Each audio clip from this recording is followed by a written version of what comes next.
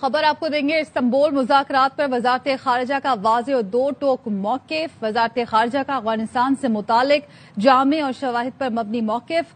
پاک افغان تعلقات کا پس منظر شواہد کے ساتھ دنیا کے سامنے رکھا گیا۔ پاکستان کا موقف تعصب سے بالاتر حقائق اور میرٹ پر مبنی ہے۔ غیر جانبدار ممالک نے پاکستان کے موقف کی تائید کی ہے۔ پاکستان افغانستان صورتحال کو سفارتی مہارت اور اخلاقی برتری سے سنبھال رہا ہے۔ بیان میں افغانستان کی جانب سے تعطل کی وجوہات منطق شواہد کے ساتھ واضح کی گئی ہیں۔ پاکستان نے ریکارڈ درست کرتے ہوئے غلط فہمیوں کا ازالہ کر دیا ہے۔ اسی پر بات کریں گے security expert doctor Qamar Cheema ہمارے ساتھ موجود ہیں۔ بہت شکریہ قمر چیمہ صاحب آپ کے وقت کا۔ استنبول مذاکرات پر وزارت خارجہ کا واضح اور دو ٹوک موقف سامنے آیا ہے، آپ کیا کامنٹ کریں گے اس پر؟ جی بہت شکریہ۔ دیکھیے میں سمجھتا ہوں کہ افغان عوام اور انٹرنیشنل کمیونٹی کو پہلے پتہ نہیں تھا کہ افغان طالبان اس طرح دہشت گردوں کی پشت پناہی کر رہے ہیں۔ اب جو پاکستان نے اس کو انٹرنیشنل کمیونٹی کو بتایا ہے، ترکی اور قطر کے ساتھ انگیج ہوئے ہیں، تو اب افغان طالبان کے بارے میں یہ جو پتہ چلا ہے کہ یہ تو دہشت گردوں کو پناہ دے کے بیٹھے ہیں، اسی پہ آج پاکستان کے فارن آفس نے بھی بات کی ہے۔ دیکھیں ہم کسی قیمت پہ بھی یہ الاؤ نہیں کر سکتے کہ افغان طالبان جو ہے وہ دہشت گردوں کو پناہ دیں۔ دہشت گردی میں 2021 سے لے کے دیکھیں کنٹینیوسلی اضافہ ہو رہا ہے۔ افغان طالبان اس بات کو بھی مانتے ہیں کہ وہاں پہ ٹی ٹی پی اور باقی دہشت گرد موجود ہیں، لیکن ان کو ہمارے حوالے نہیں کرنا چاہتے۔ وہ اس چیز کو بھی سمجھتے ہیں کہ افغانستان کی سرزمین پاکستان کے خلاف ہوتی ہے، استعمال ہوتی ہے، لیکن وہ کوئی کمٹمنٹ کرنا نہیں چاہتے۔ تو میں سمجھتا ہوں کہ اب افغانستان کے اندر افغان عوام کا طالبان کے اوپر پریشر ہے کہ انٹرنیشنل کمیونٹی کے سامنے ہمیں کیوں ایکسپوز کیا جا رہا ہے، یا افغانستان کی یہ ریپوٹیشن کیوں ہے کہ ہم دہشت گردوں کو ہوسٹ کرنے والا ملک ہیں یا دہشت گردوں کو ہاربر کر رہے ہیں۔ میرا خیال ہے آج پاکستان کے فارن آفس نے جو بڑی کلیئرٹی کے ساتھ انٹرنیشنل کمیونٹی کو جو پوسٹ یہ جو استنبول میں جو ٹاکس ہوئی اس کے بعد ایک جو بریف جاری کیا ہے کہ ہم دیکھیں ہم نے بہت صبر کر لیا ہے۔ 4000 سے زیادہ ہم نے جانیں دی ہیں پچھلے 4 سالوں میں۔ آپ امیجن کریں کہ 2021 میں پاکستان میں کتنے ٹیررسٹ اٹیک ہوتے تھے اور 2025 میں آج نمبر جو ہے وہ کہاں پہنچ گئے۔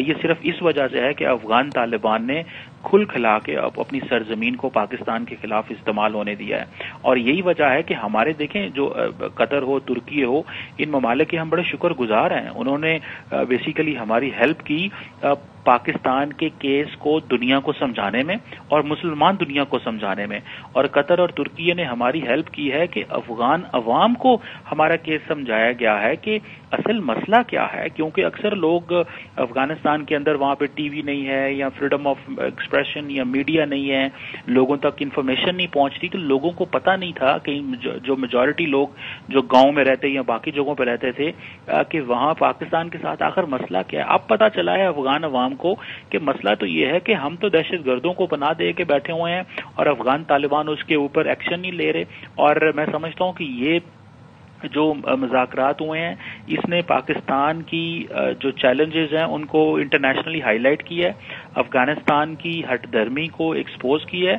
اور سب سے بڑھ کے جو امپورٹنٹ چیز یہ ہے کہ دنیا یہ مان گئی ہے کہ اگر افغان طالبان ایک ریٹن گارنٹی دے دیں تو یہ مسئلہ حل ہو سکتا ہے، لیکن وہ کیونکہ ریٹن گارنٹی دینا نہیں چاہتے اور وہ سمجھتے ہیں کہ وہ اگر 2002 میں القاعدہ کو پناہ دے رہے تھے، 2025 میں ٹی ٹی پی کو پناہ دے رہے ہیں، بی ایل اے کو پناہ دے رہے ہیں، تو میں سمجھتا ہوں کہ ان 25 سالوں میں افغانستان نے کچھ نہیں سیکھا۔ پوری دنیا بڑی ٹرانسفارم ہو گئی ہے، دنیا میں بڑی تبدیلیاں آ گئی ہیں، اور افغانستان کی جو یوتھ ہے وہ ترقی چاہتی ہے۔ افغانستان کی جو عوام ہے ان کو ایک رے آف ہوپ ملی تھی، امید کی کرن نظر آئی تھی پچھلے کچھ سالوں میں، لیکن وہ امید کی کرن بھی ان سے چھین لی گئی ہے۔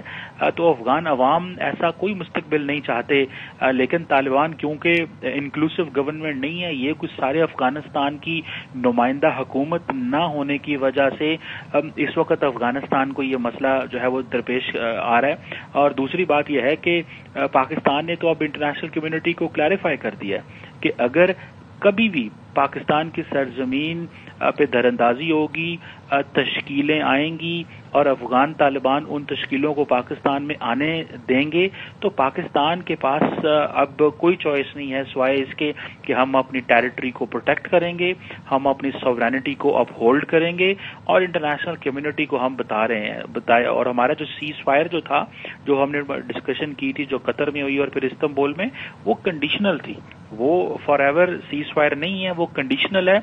और अफगान तालिबान को भी इस चीज का पता है और अब ये एक मौका आ गया है कि उनको अपना फैसला करना है कि उनका मुस्तकबिल क्या है और वो अफगानिस्तान को क्या मुस्तकबिल देना चाहते हैं।